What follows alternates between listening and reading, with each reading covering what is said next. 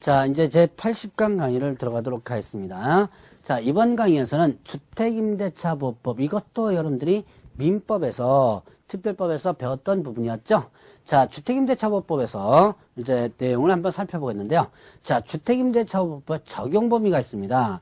적용 범위는, 자, 주거용 건물의 전부 또는 일부의 임대차에 대해서 관해 적용한다. 주거용 건물에 있어서 전부 또는 일부라는데, 자, 일부라고 하는 부분은요, 자, 주거용이 전체적으로 사용하는 부분에서 일부가 주거 외의 목적으로 사용해도 일단은 적용이 된다 이렇게 합니다. 근데 일부는 아주 조그만 일부가 아니라 전체가 주거용으로 사용하고 있는데 그 일부 아주 조그만 일부가 다른 용도로 사용될 때 그것도 적용된다라고 볼 수 있는 거예요. 자, 그러면 임차주택의 일부가 주거 외의 목적으로 사용되는 경우에도 적용되는 부분이고요.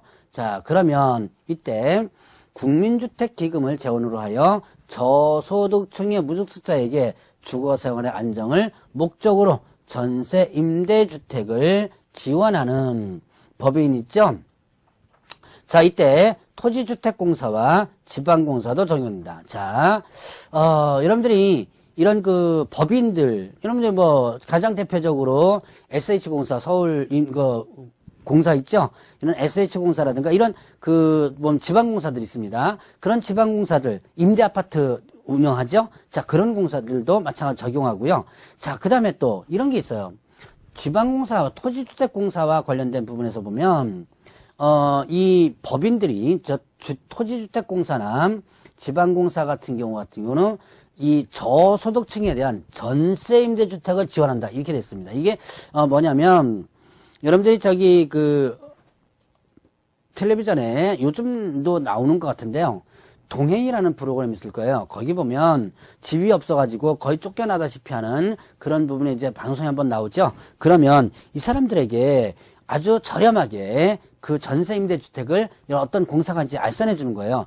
소개시켜 주는데, 근데 이제 이때, 이게, 소위 말하는 뭐냐면, 자, 적자 임대차 사업이에요. 그러니까, 자, 임대인과는 예를 들어서 5천만 원에 정상적으로 임대차를 한 다음에, 자, 다시 임차인에게 예를 들어서 500만 원만 받고 임대차를 하는 이런 부분들, 이런 사업을 지금 하고 있거든요. 자, 그래서 이런 토지주택공사나 지방공사, 이것도 일단은 적용된다. 자, 그 다음에 또 중소기업기본법에 따른, 자, 중소기업기본법에 따른 중소기업에 해당하는 법인이 소속 직원의 주거용으로 주택을 임차한 후에 그 법인이 선정한 직원이 해당 주택을 인도받고 주민등록을 마쳤을 때 적용된다 아닙니다. 자, 그러면 중소기업기본법에 의한 중소기업이 직원을 뭘 하는 거예요? 기숙사 용도로다가 일단 주택을 임차한 다음에 거기다 직원을 들인 거예요. 근데 일반적으로,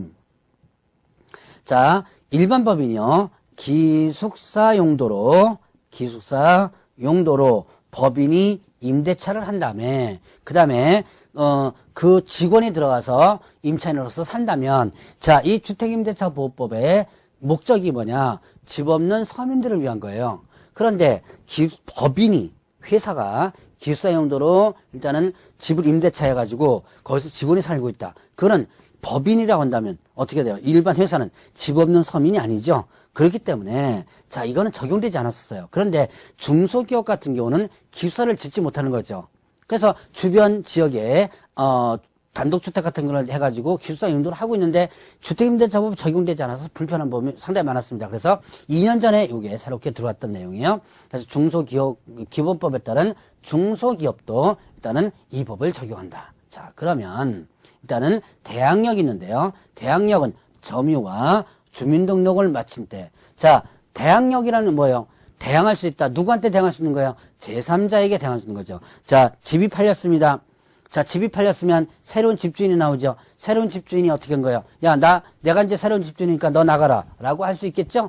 바로 그때 나는 못 나가겠다라고 정당하게 대항할 수 있는 것이 바로 대항력이라는 거죠. 자, 그러면 이때 대항력은 점유와 주민등록. 자, 인도죠, 인도와 주민등록을 마친 때 다음날 0시부터 이렇게 대항력이 발생하게 됩니다. 이건 인도 점유와 주민등록은 이건 뭐예요? 하나의 대항 요건입니다.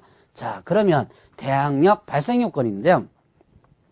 대항력과 관련된 판례는 상당히 많습니다. 많은데 제가 간단한 거 몇 개만 일단 설명했고 나머지는 여러분들이 민법에서 주로 이런 판례 부분들이 배우니까 민법에서 더 보충을 해보시기 바랍니다. 자, 다가구 주택의 경우는